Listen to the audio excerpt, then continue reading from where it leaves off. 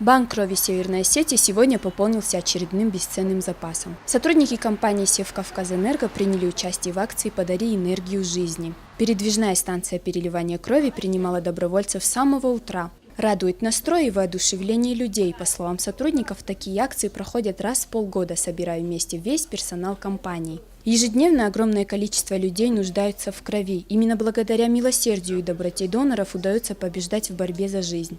Сегодня на станции многолюдно. Здесь присутствуют как почетные доноры, так и те, кто сдают кровь в первый раз. Сотрудники с готовностью отзываются сдать кровь. Все понимают, что это реальная возможность помочь людям, которые попали в трудную ситуацию. Не упаси Господь, но завтра эта кровь, которую мы сдаем, может понадобиться кому-нибудь из наших родных, близких.